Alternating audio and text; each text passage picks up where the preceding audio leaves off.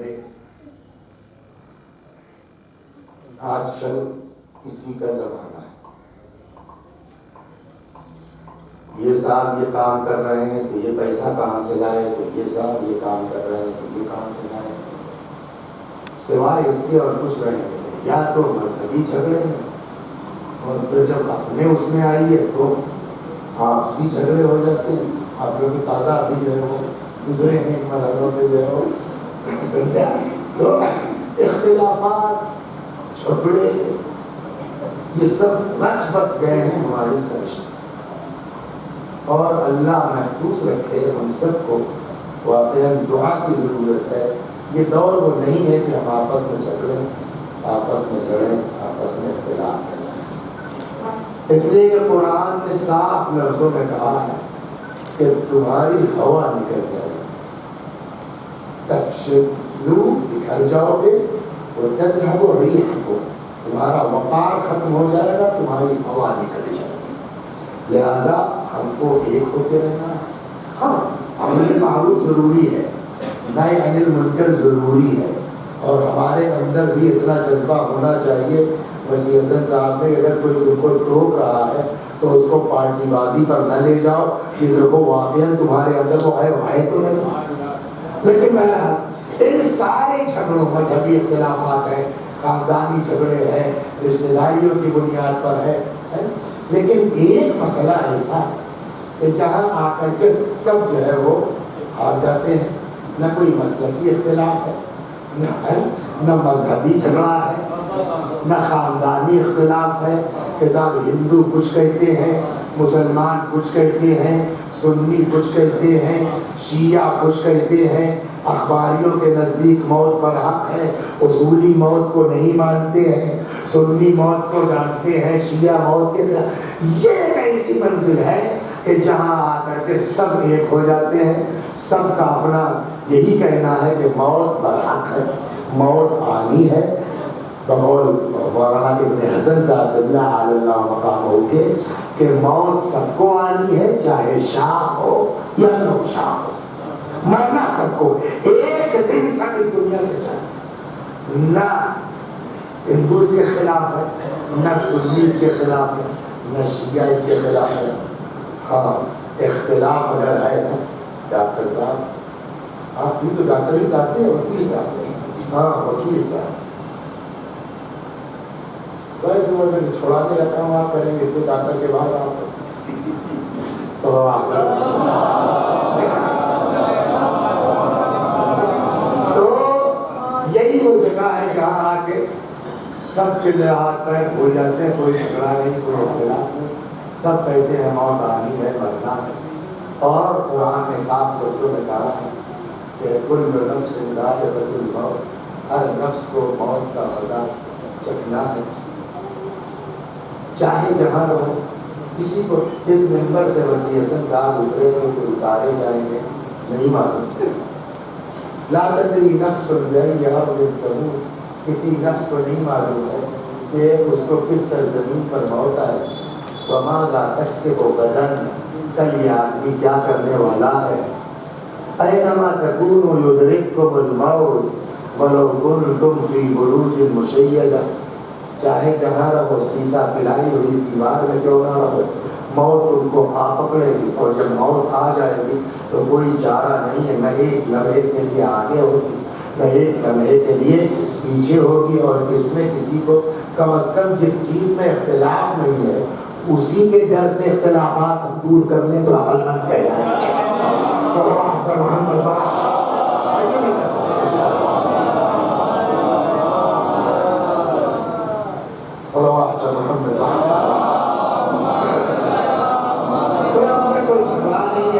کوئی اختلاف نہیں, اس میں کوئی ہنگامہ نہیں ہے.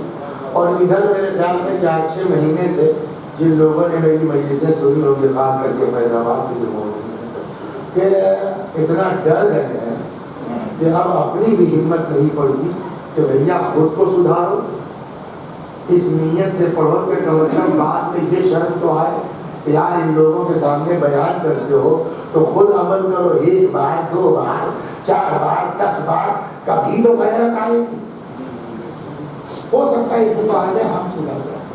نیت کوئی کسی کی جانتا نہیں، آپ کو سنانا مقصود نہیں ہے، اصلاح نفس کا اپنے مقصد ہے، زور زور بیان کر رہے ہیں اس کو آپ بھی سن لیجئے، موت میں کوئی جھگڑا نہیں ہے، اور اسی لیے روایات کہتے ہیں کہ کفا بالموت واحدہ، موت سے بہتر کوئی باعث نہیں ہے۔ روایات میں ہے کہ بیٹھو آپس میں جو ہے وہ دل کو زن لگتا ہے، اس میں کافی میں روایتیں موجود، جیسے لوہے کو ڈاکٹر صاحب یہ امام کا فتویٰ میرا نہیں ہے، فرماتے ہیں کہ دل کو زن لگتا ہے ویسے ہی جیسے لوہے کو یا شمشیر کو، جسے مجھ سے رہنے والا دل کو زن لگتا ہے جیسے لوہے کو یا شمشیر کو زن لگتا ہے، تو جب لوہے کو زن لگتا ہے تو کیا کیا جاتا ہے؟ سیقل نا، امام فرماتے ہیں اپنے دل کو سیقل کرو بالموعظہ، وعظ کے ذریعے سے، نصیحتوں کے ذریعے سے۔ اننے صاحب انصاف سے بتائیے، معاذ اللہ استغفر اللہ، لعنت مجھ پر اگر میرا یہ عقیدہ ہو، آپ بتائیے کوئی سوچ سکتا ہے معاذ اللہ امام وقت کو وعظ کی ضرورت ہے؟ ہاں، امام وقت کو نصیحت کی ضرورت ہے، لیکن مولا کائنات کا فقرہ ہے امام حسن سے، فرماتے بنیا احیِ قلبک بالموعظہ، بیٹا دل کو زندہ کرو وعظ کے ذریعے سے۔ تو اس کا مطلب دل مرتا بھی ہے ڈاکٹر صاحب، نفس چلنے کا نام حیات نہیں ہے، دل دھڑکنے کا نام حیات نہیں ہے، آنکھیں دیکھ رہی ہیں کا نام حیات نہیں ہے۔ امام فرماتے ہیں کہ نفس چلتی رہتی ہے اور دل مر چکا ہے، کیسے زندہ ہوگا؟ بالموعظہ، وعظ کے ذریعے سے۔ اور یہ وعظ کے بہت سے طریقے، اس میں ایک یہ ہے کفا بالموت واعظہ، بہترین واعظ کا نام موت ہے۔ آپ بتائیے اگر موت بہترین واعظ ہے تو 40 میں سے بہتر موقع موعظے کا کون سا ہے؟ لہٰذا چند جملے 12:30 کے اندر کوشش کروں گا ختم ہو جائے گی، 2-4-10 منٹ ادھر یا 2-4-10 منٹ ادھر۔ انگریزی میں کوئی فقرہ کہتے ہیں ہمارے وکیل صاحب، مجھ کو یاد، ہاں ادھر سائڈ جو ہے چلے گا تو 12:30 کے آس پاس ختم ہوگی۔ صلوات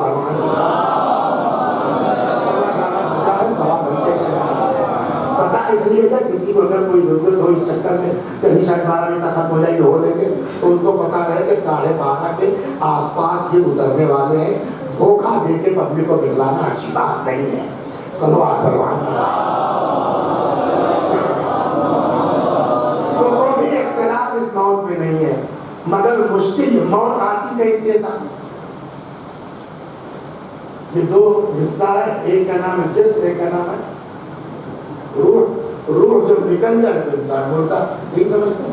جھگڑا اسی میں، ہندو مسلمان میں کوئی جھگڑا نہیں ہے، سنی شیعہ کا کوئی جھگڑا نہیں ہے، بریلی دیوبندی کوئی جھگڑا نہیں ہے، اصولی اخباری کا کوئی جھگڑا نہیں ہے، سمجھ گئے آپ؟ خود اختلاف شیعہ روایتوں میں، کہیں جھگڑا نہیں، آپ کے گھر میں موجود ہے۔ تب کیا؟ تب کچھ روایتیں کہتی ہیں موت جیسے تعبیرات اپنے الفاظ پر، جیسے کانٹے دار جھاڑی پر ریشمی لباس ڈال کے کھینچ لیا جائے کوئی تار سلامت نہ ہو، وہی کیفیت ہوتی ہے انسان کی مرتے وقت۔ جسم کی کوئی رگ ایسی نہیں، روایت کا خطرہ یہ ہے کہ جس کو موت کی اذیت کا احساس نہ ہو۔ جیسے جو ہے وہ انسان کو قینچی کیا جائے، ٹکڑے ٹکڑے بوٹی کیا جائے، وہ اذیت ہوتی ہے موت کے بعد۔ ایک قسم روایتوں کی یہ ہے، دوسری قسم موت کوئی مسئلہ ہی نہیں ہے، ہمیں موت تو ایسا آسانی سے آتی ہے، باتیں کرتے کرتے نکل گئے جیسے پھول سے۔ یہ دونوں روایتیں آپ کی کتابوں میں ہیں، شیعوں کی۔ صلوات سوال یہ ہے کہ صاحب جب یہ متفق علیہ ہے کہ موت میں کوئی اختلاف نہیں ہے تو ہماری روایتوں میں کیوں اختلاف ہے؟ ہماری روایتوں میں کیوں جھگڑا؟ کئی روایتیں کہتے صاحب کوئی میٹر نہیں ہے، بہت آسانی سے بہت نکلتی ہے، ٹینشن کی بات نہیں ہے۔ کہیں ابھی آیا قرآن کیا کہتا ہے کیسے روح نکلتی ہے، اس کا جواب ایک چھوٹا سا قصہ سنیے، آسان ہو جائے گا۔ لیکن کبھی کبھی یہ ترکیب اہل نے سکھائی، کبھی کبھی فلسفیانہ گفتگو گھنٹے بھر کی کیجیے، نہ ہم بیان کر پائیں گے، اور جب یہ احساس ہوتا ہے کہ مجمع کو سمجھا نہیں پا رہے تو اس میں خطبہ موجود ہے، بہتر ہم سے سمجھتے ہیں، وہ روم خود بخود تیز ہو جاتا ہے، آؤٹ آف کنٹرول ہو جاتا ہے جب سمجھا نہیں پا۔ اس کا بہترین طریقہ نے سکھایا مثال کے ذریعے سے، انرجی بھی کم ہو خرچ ہوگی اور بات بھی پہنچ جائے گی۔ 11ویں امام کا زمانہ، ایک جملہ عرض کروں آپ کی خدمت میں، پڑھیے، آپ بھی ذاکرین پڑھیے، مطالعہ کیجیے، اللہ کی بارگاہ میں دعا کرتے رہیے، خدا اہل بیت کے مقابلے میں ہم کو اپنی اوقات میں رکھے۔ اکثر ہوتا ہے 2-4 لفظ پڑھنے کے بعد جب آدمی اپنی اوقات بھولتا ہے نا، تو نہ دنیا رہ جاتی ہے نہ آخرت رہ جاتی ہے۔ لہٰذا یہ دعا بہت ضروری۔ ایک صاحب تھے ایسے جو تھوڑا بہت پڑھ لیا، پھر لٹریچر کچھ ادب اوقات گئے، قرآن پر اعتراض، کتاب لکھنے لگے صاحب، قرآن یہاں کچھ کہتا ہے، یہاں کچھ کہتا ہے، یہاں کچھ کہتا ہے، یہ کیا ہے اختلاف؟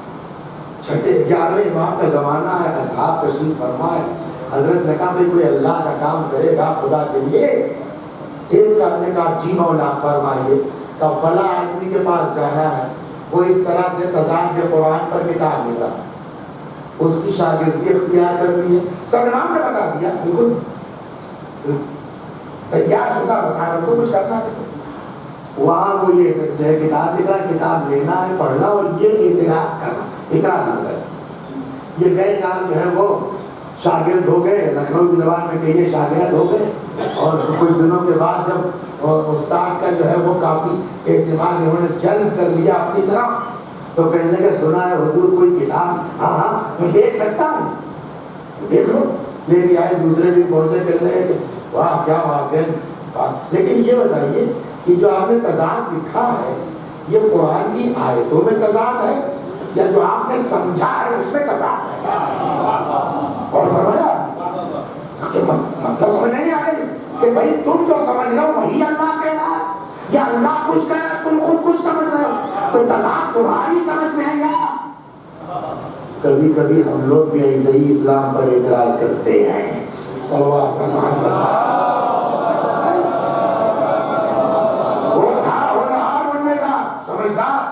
کہنے لگا بیٹا، یہ بیٹا کا روایت کا جملہ نہیں ہے، یہ کہتا ہے اس پر زبان، یہ تمہارا جملہ نہیں ہے۔ کہنے لگا ہاں میرا نہیں ہے۔ تب کئی میرے امام نے اس کو سکھایا، اس نے کہا صحیح کہا، وہی کتاب پڑھی، قصہ ختم۔ تو کیا ہوا؟ قرآن میں اختلاف تھا یا اس رائٹر کی سمجھ میں اختلاف تھا؟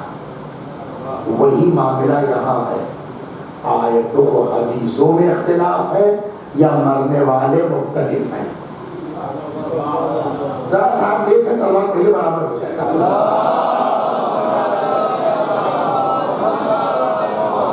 بات ہے وہی کہ آیا حدیثوں میں اختلاف ہے کہ روح نکلتی ہے اس طرح سے اور اس طرح سے اس طرح، یا مرنے والے مختلف ہیں؟ تو کیا مطلب ہے مرنے والے صاحب؟ بات انسان کی روح کی بات ہو رہی ہے یا گائے بھینس کی؟ انسان کی تو سب انسان ہی تو ہے، یہ بھی انسان، یہ بھی انسان، یہ بھی انسان، یہ بھی، تو کیسے روایت کہتی ہے کہ صاحب پھول کے خوشبو کی طرح، کیسے روایت کہتی ہے کہ ایسی حیثیت کے بوٹی بوٹی کر دیا جائے آدمی؟ جواب دیکھنے میں سب انسان جیسے ہے، حقیقت میں تو انسان کوئی ہے ہی نہیں۔ صلوات محمد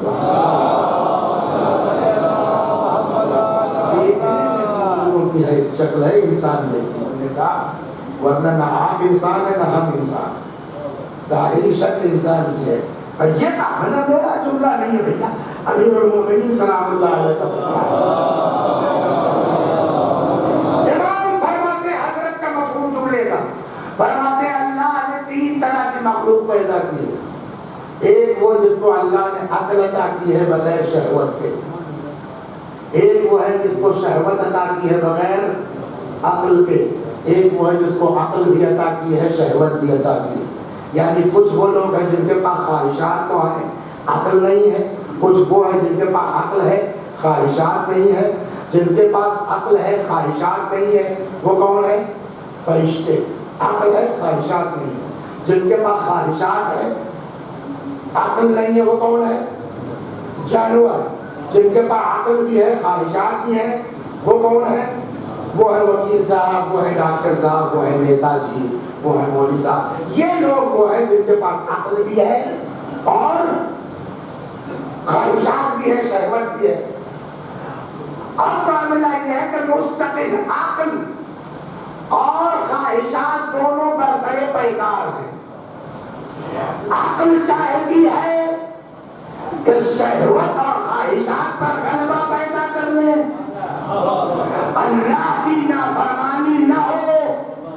اب اگر عقل غالب آ جائے، انسان اپنی خواہشات کو دبا دے، تو امام فرماتے ہیں اب یہ فرشتہ نہیں ہے، یہ فرشتوں سے افضل ہے.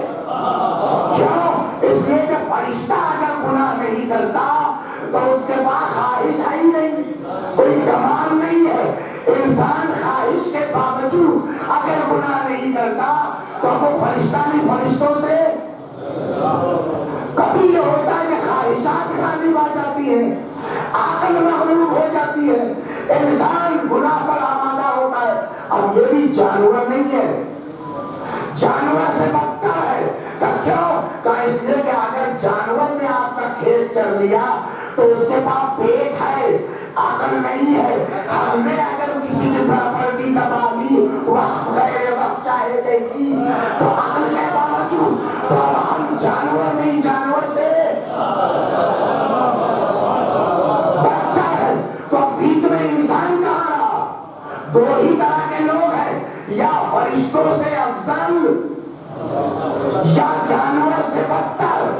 مرنا دونوں کو ہے، چاہے فرشتوں سے افضل ہو یا جانور سے بدتر. اس 1 گھنٹے کی مجلس میں یہ طے ہونا ہے جانور سے بدتر کی روح کیسے نکلتی ہے، فرشتوں سے افضل کی روح کیسے.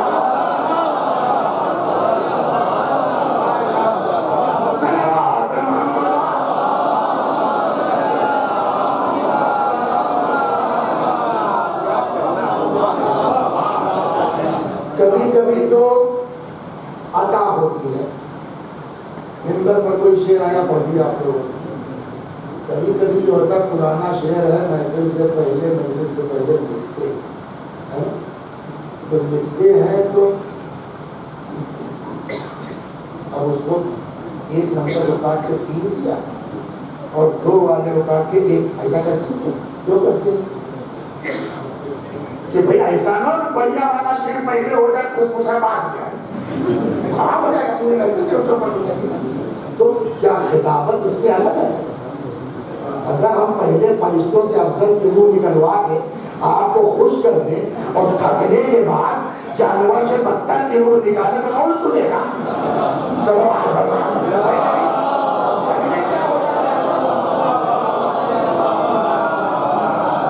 پہلے کیا ہونا چاہیے؟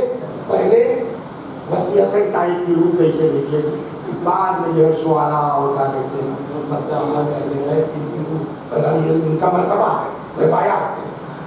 کسی جو ہے وہ نثر والے کے لیے اس طرح کی باتیں نہیں ہیں جتنا شعراء کے لیے اس طرح کی روایات. تو پہلے ہم اپنی اوقات بتاتے ہیں ہم لوگ روح کیسے نکلے گی، پھر آپ موضوع بتاتے ہیں وکیل صاحب کے شاعر صاحب، وکیل کو تو پتہ نہیں کیا حاصل ہو رہا ہے. صلوات اللہ.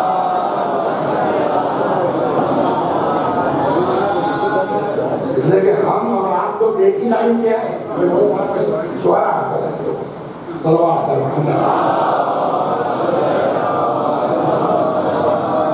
تو اب 2 طرح مشکل یہی رضا بھائی کہ خدا کی بارگاہ میں اگر طالب علم کی حیثیت سے ایکسپٹ ہو جانا بہت مشکل یہ ہے کہ وہ شرائط نہیں حقیقت ہے وہ بہت سخت منزل ہے.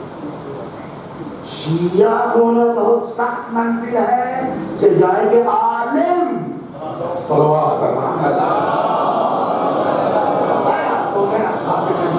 باتوں میں 15-20 منٹ وقت ہو گیا. تو 2 طرح کے لوگ، ایک فرشتوں سے افضل، دوسرا جو جانور سے بدتر ہے.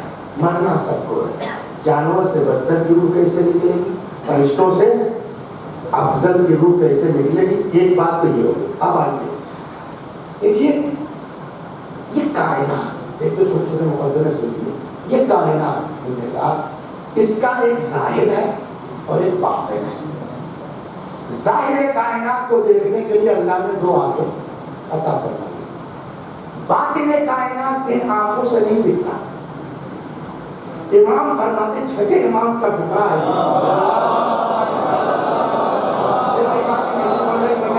کوئی وضاحت کرتا ذرا سا جتنا واجب سمجھتا اتنا کر کے چلتا.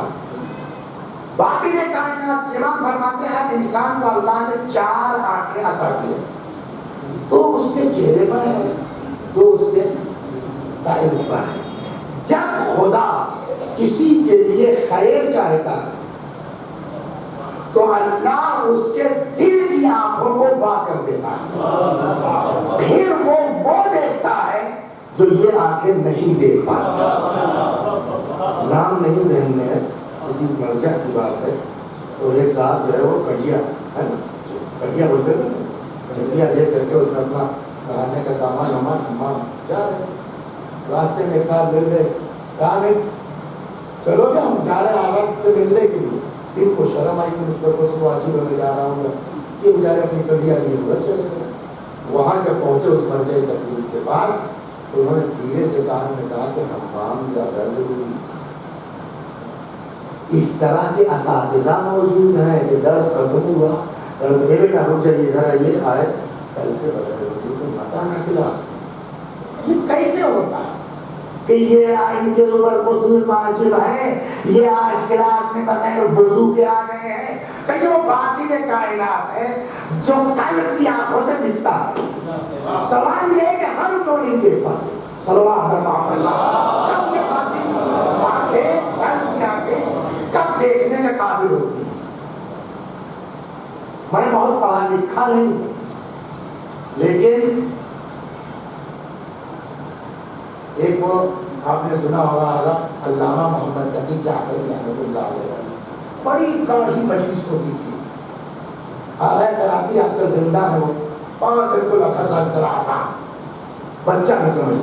تو وہ کہتے ہیں کہ ایک دن میں گیا ہے تقی جعفری کیا، ان کا چائے پی لو، ہم کو جانا ایک مجلس ہے. تو تقی انہوں نے کہا کیا کہتے ہیں کراتی صاحب کا مجلس تو ہم کو پڑھنا، یہ سب نہیں سمجھ پائے تو اللہ کے لیے ہوگا. تو لیکن یہ کہ آپ کی مجلس کیا سنلقی علیہ کا قولا ثقیلا ہے، میری مجلس ھذا بیان للناس ہے. تو پڑھا لکھا تو نہیں ہوں، لیکن یہ اللہ نے ہنر دیا ہے کہ گرتے پڑھتے کیسے بھی بات بچوں کے دل میں اتار دیتا ہوں. خدا توفیق دے میں بات سمجھا سکوں کہ کب یہ باطن کی آنکھیں واہ ہوتی ہیں اور کب انسان باطن کائنات دیکھتا ہے. اس کی بالکل آسان سی مثال آج کے دور میں ہے، اور خاص کر کے فیض آباد والے زیادہ سمجھیں گے. ایک زمانے تک میرے پاس بھی کنیکشن نہیں تھا اس کا، نہیں وہ ٹی وی والا کا کیبل کنیکشن نہیں تھا، وہ اپنا لگاتے تھے. صاحب آج ہی کر کے لیا مل کے چکر میں بالکل شروع. تو وہ صاحب پہلے اتنی بڑی چھتری لگائی، بہت اتنی بڑی چھتری لگائی صاحب یہاں پکڑنا. وہ اچھے خاصے بیٹھے بیٹھے دیکھ رہے تھے، وہ الیکشن چل رہا تھا روحانی صاحب والا، اتنے سے آگے اتنے سے آگے، اور ہم بھی ایک پارٹی کو سپورٹ تو کرتے ہیں، اندر سے کہیں نہیں آتے جھکاؤ تو ہوتے ہیں. تو ہماری پارٹی جیت بھی رہی تھی، یہ روحانی صاحب والی اتنے میں جب اور 9 سیکنڈ لائے، ارے دوڑتے کوئی بندر کے بھاگا ہو، باہر نکلے تو واقعی ایک بندر بھاگ رہا تھا، اس کو پھر سیدھا سیدھا کیا تو پھر آگے لگا. یہ تصویر جو ہمارے ٹی وی میں دکھ رہی تھی، جہاں سے آ رہی ہے وہاں کی نہیں تھی، پھر ہماری اسکرین پہ کیوں نہیں دکھ رہی جبکہ وہاں ویسے ہی چیز موجود. تو اس کا جواب تو چاہیے آپ اس معاملے پر جانکار لوگوں نے دیا کہ وہ وہاں تو ہے، لیکن جو ریسیور ہے گیرندہ اس میں اور فرستندہ اس کا کہتے ہیں ریسیور تو یاد ہے سینڈر، سینڈ کرنا بھی. تو جو ریسیور ہے اس کی ایک فریکوینسی ہے اور جو سینڈر ہے اس کی ایک فریکوینسی. جب دونوں فریکوینسیاں سیٹ ہو جائیں گی تصویر اسکرین پر دکھنے لگے گی. جب فریکوینسی آؤٹ ہو جائے گی تصویر رہے گی دکھائی نہیں دے گا. وہی حال ہے باطن کائنات کا اور ہمارے قلب کا کہ جب باطن کائنات اور قلب کی فریکوینسی سیٹ ہو جائے گی ہم بیٹھے بیٹھے بتا دیں گے کہ وضو کر کے آئے ہو کہ نہیں آئے ہو. اگر باطن کائنات اور قلب کی فریکوینسی آؤٹ ہو جائے گی بیٹھے ہوئے بغل میں کچھ نہیں معلوم ہے. سوال یہ ہے کہ یہ فریکوینسی اصغر صاحب کب سیٹ ہوتی ہے کب آؤٹ ہوتی ہے. اس کے لیے جو بزرگوں نے بات کی میں اپنی زبان میں آسان لفظوں میں کہوں کہ انسان کا تعلق دنیا سے حجاب اور پردے کا سبب ہے. جتنا انسان کا تعلق اس کائنات سے بڑھتا جائے گا اتنا ہی حجاب دبیز ہوتا جائے گا موٹا ہوتا جائے گا. حجاب کے پیچھے کی چیز آدمی نہیں دیکھ سکتا. جتنا تعلق انسان کا اس کائنات سے کم ہوتا جائے گا اس سے بڑھتا جائے گا حجاب ہلکا ہوتا جائے گا اور وہ باہر کی چیزیں دیکھ سکتا ہے. مل جملہ ان جگہوں کے جہاں انسان کا تعلق اس دنیا سے ایک دم کم ہو جاتا ہے تقریباً نہیں کے برابر. وہ وقت کون سا ہے مجید بھائی؟ وہ وہی ہے جس وقت آدمی کی روح نکل رہی ہوتی. اسی لیے آپ کو پتا ہے کہ جاکنی کے عالم کو کیا کہتے ہیں؟